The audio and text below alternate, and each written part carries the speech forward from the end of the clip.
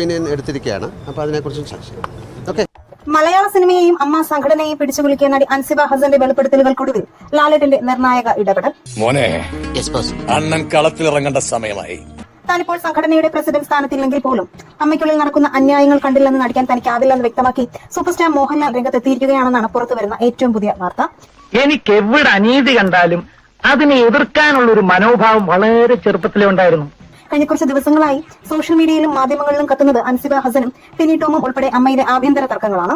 തനിക്കെതിരെ വ്യക്തിഹത്യയും കടുത്ത മാനസിക പീഡനവും നടന്നുവെന്ന് അൻസിബ പരസ്യമായി തുറന്നു പറഞ്ഞിരുന്നു.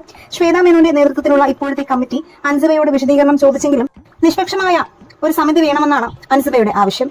നിനക്ക് ഇവന്റെ കഴിവ് ഇപ്പോഴും മനസ്സിലായിട്ടില്ല. അല്ലെങ്കിൽ ഞാൻ ഇവനെ പിടിച്ചോണ്ട് വരുമോ ഇവിടെ? എന്നാ ഞാൻ വേറൊരു പാട്ട് പാടുകൊണ്ട.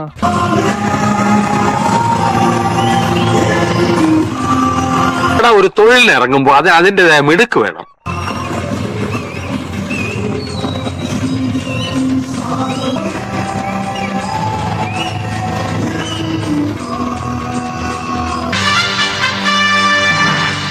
നീ എന്താടാ ചാണാൻ ചവിട്ടിയ പോലെ നടക്കുന്നത്?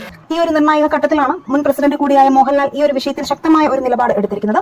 ലഭ്യമാകുന്ന വിവരങ്ങൾ അനുസരിച്ച് അമ്മ സംഘടനയുടെ ഇപ്പോഴത്തെ നേതൃത്വത്തിന് ലാലേട്ടൻ കർശനമായ ഒരു മുന്നറിയിപ്പ് നൽകി കഴിഞ്ഞു.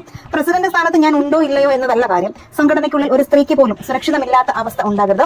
അൻസിബ ഉന്നയിച്ച പരാതികൾ അങ്ങേയറ്റം ഗൗരവമുള്ളതാണ്. അത് കേവലം ഒരു ആഭ്യന്തര പ്രശ്നമായി ഒതുക്കി തീർക്കാൻ നോക്കേണ്ട എന്നാണ് ലാലേട്ടൻ നിലപാട് എടുത്തിരിക്കുന്നത്. എന്നെ കണ്ടപ്പോഴേ എന്റെ ഒരു കള്ള ലക്ഷണം ഞാൻ ശ്രദ്ധിച്ചു. മാത്രമല്ല അൻസിബ ആവശ്യപ്പെട്ടതുപോലെ രമേശ് പിഷാരടിയും ഡാൻ ശ്രീനിവാസനും മാലാ പാർവതിയും അടങ്ങുന്ന ഒരു പ്രത്യേക സ്വാതന്ത്ര്യ സമിതി രൂപീകരിച്ചു. ഈ വിഷയത്തിൽ സുതാര്യമായ അന്വേഷണം നടത്താൻ ഇപ്പോഴത്തെ ഭാരവാഹികളോട് ലാലേട്ടൻ ആവശ്യപ്പെട്ടതായാണ് സിനിമാ വൃത്തങ്ങളിൽ നിന്നുള്ള സൂചന. വരണ്ടുപോയി അല്ലേ? എന്റെ എത്ര കളി കണ്ടിട്ടുള്ളതാ നീ. ഒടുക്കത്തെ ഈ കളി കൂടെ നീ ഒന്ന് കാണും. ഈ നിർദ്ദേശം നടപ്പിലാക്കിയില്ലെങ്കിൽ താൻ സംഘടനയുമായി പൂർണ്ണമായും അകലം പാലിക്കുമെന്ന കടുത്ത തീരുമാനത്തിലാണ് താരം. ഇനി ഇതുപോലെ കാണിക്കൂ.